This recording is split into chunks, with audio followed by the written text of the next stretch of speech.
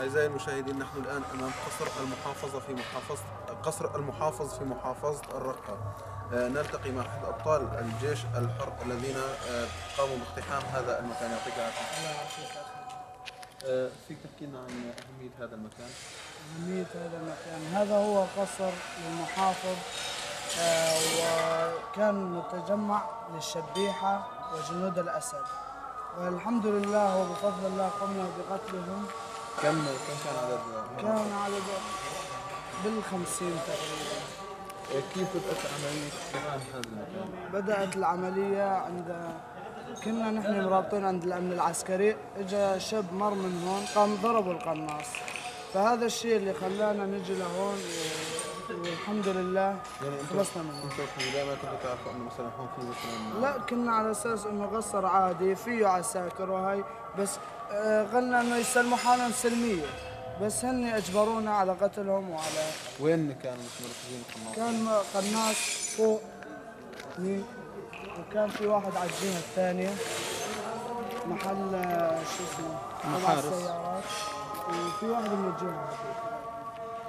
العساكر معظمهم قتلوا ولا في أسير؟ لا، في أسر. كم قتيل وكم أسير؟ 5 قتلى وشي 20 سلموا حالهم. سلموا حالهم بعد يعني بعد فرض السيطرة عليهم؟ طبعا. ولا سلموا حالهم استسلموا؟ سلموا حالهم، انه حاصرناهم حصار خانق وشافوا ما في مصير الا القتل.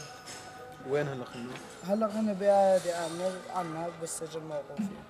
طيب فيك تاخذنا الجولة داخل؟ ايه تفضل ان شاء الله.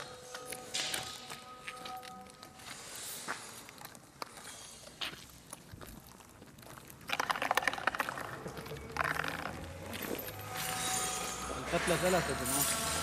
3 ولا 5؟ 3.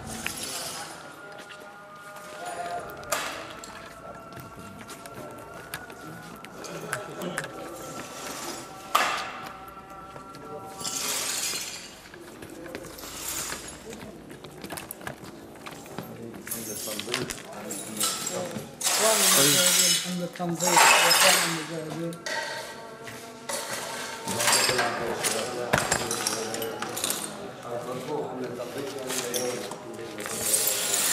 هلا كنت عند التنظيف للغسل والدمار اللي شايفينه انتم، هذا يجبرونا عليه اصابات الاسد. هذا القوة اللي كانت موجودة اثناء وجود العساكر هون؟ اثناء حصارهم تخلفوا هزبالة هاي ما يشيلوها. طيب هذا القصر ايش كان مثلا يشتغل فيه المحافظ هون او ايش كان بيت لإله، وكان انه يجي وفد من برا من ايران ومن هالدول لعنة الله عليها ما نسمع اكثر من هيك.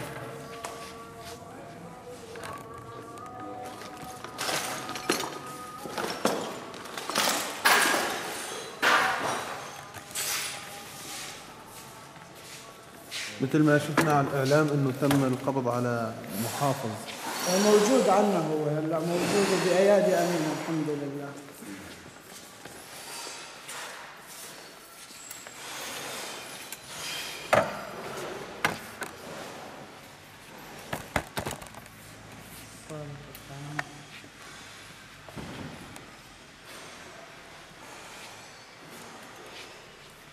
هاي صالة الطعام هون؟ صالة الطعام. تغطية تقوم هو يستقبل ضيوفه هون ويغديهم ويطعميهم وهي وعلى حساب الشعب السوري. ايش هو مضمون هاي المكتبة الموجودة هون؟ مكتبة فيها كتب عن حزب البعث والحركة التصحيحية وعن بشار والمقبور أبوه. ليش نحن الآن؟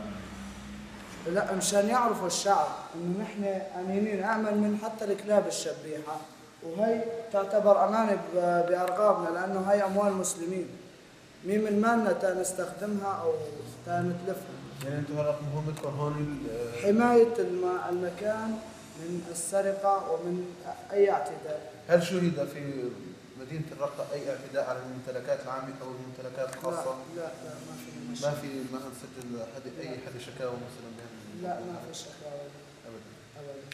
كيف كان استقبال أهالي الرقة لكم؟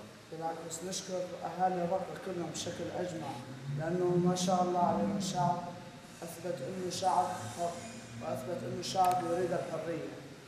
بفضل الله عز وجل استقبلونا استقبال ما كنا متوقعين يعني. الحمد لله.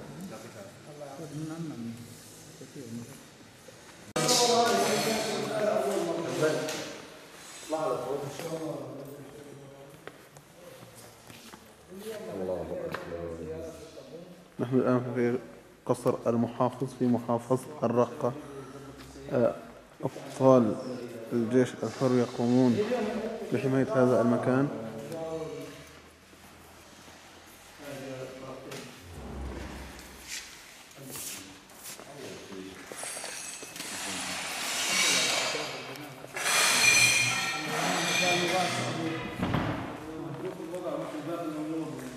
الجيش الحر مشكلة كبيرة، كان النحو أكثر من 10 شاشات.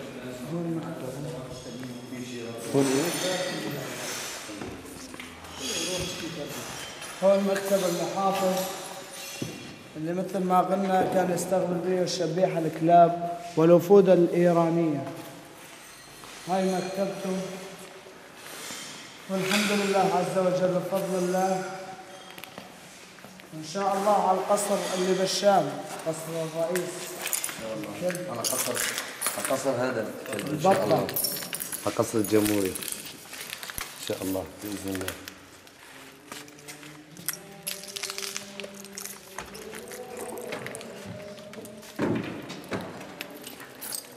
الذي عزنا وأخزنا.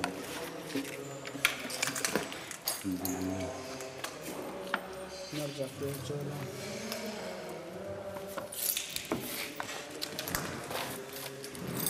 زيارة زارمين كرام. تفضل مبروك.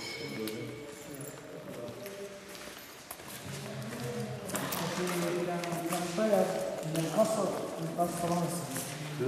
قواويس وحمام قواويس وغزلان بعرف إنه غزلان ما في لا. غزلان في هون مسابق هي دماء كلاب الأسد.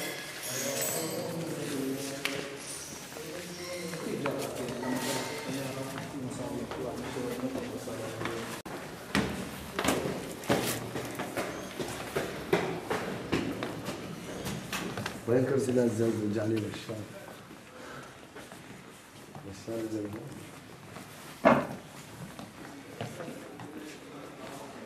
في هون كركبوها.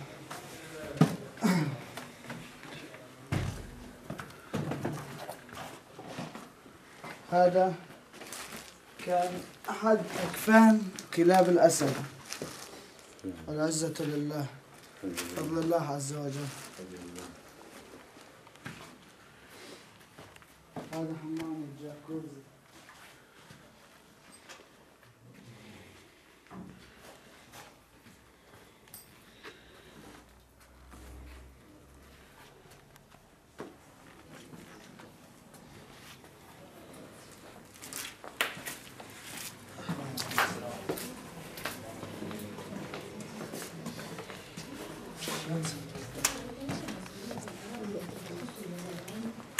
مين كان يبرك عليه؟ سيادة الكلب المحافظ. الحمد لله الذي أعزنا وأذلنا.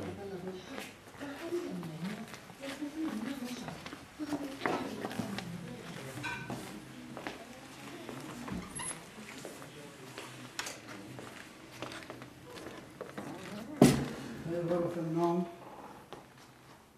الكلب.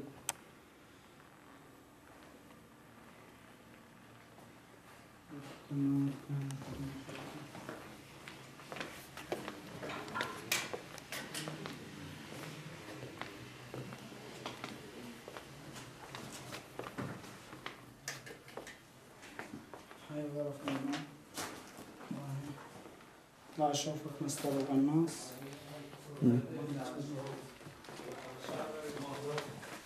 كان 6 كيلو يعني هي نحن شعب. سبحان الله سبحان الله عزنا وأذلنا. ذاك مستر نقرأ أسلوب. متراس كان يتمركز فيه جنود الأسد وقناصيه لقنص الناس في قصر المحافظ في مدينة الرقة.